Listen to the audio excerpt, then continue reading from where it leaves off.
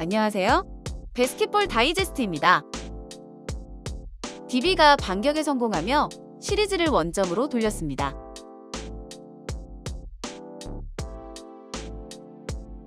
DB도 포커스를 수비에 두고 나왔습니다.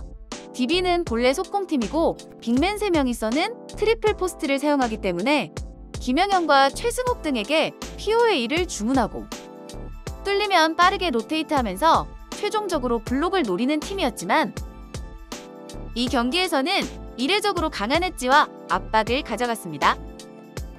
파울이 엄청나게 많이 나왔는데 신경 쓰지 않고 압박을 계속했죠.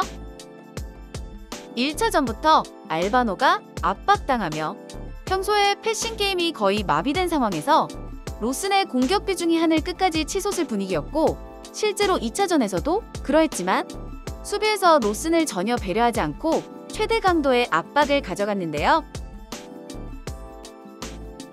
이 수비와 강상재의 풀코트 프레싱이 보름반하는 송교창, 최준용을 급하게 만들면서 1차전과 분위기가 바뀌었습니다.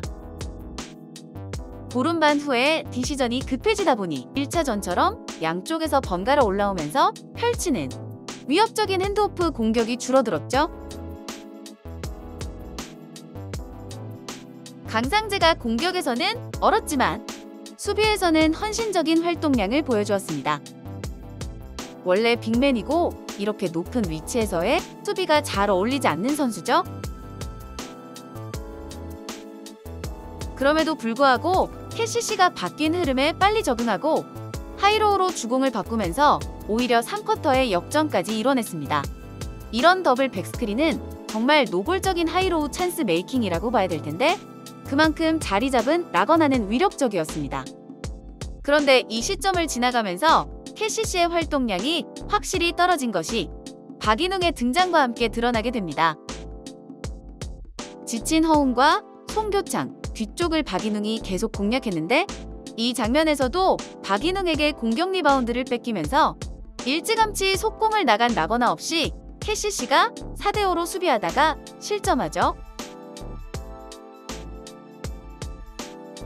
그리고 계속되는 DB의 해치로 인해 높은 위치에서 공격을 시작하면서 결국 라거나를 찾다 골 밑에서 트랩을 당하고 샤클락에 쫓기게 되었는데 DB가 4쿼터에는 라거나에게 한 점도 실점하지 않았습니다.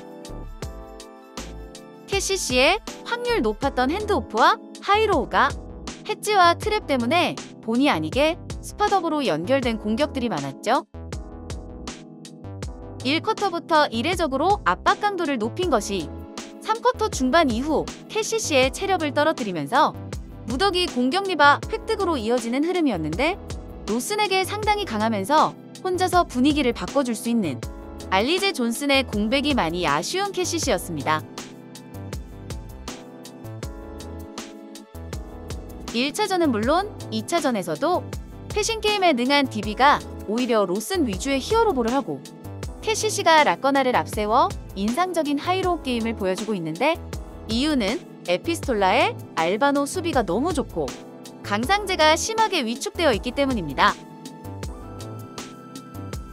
강상재는 송교창, 최준용과의 상성도 나쁘지만 정규 시즌에 보여주던 넓은 시야와 여유는 온데간데 없고 패스를 위한 패스를 시도하다 턴오버를 범하는 등 오히려 해가 될 정도의 모습을 보여주고 있는데요.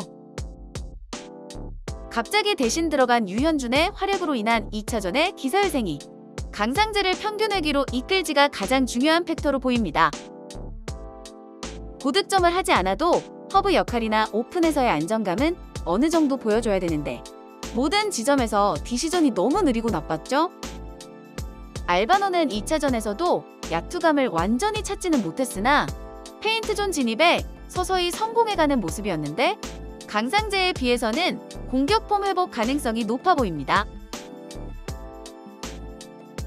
반대로 KCC에게 가장 염려되는 것은 체력과 상대 압박에 대한 내성입니다.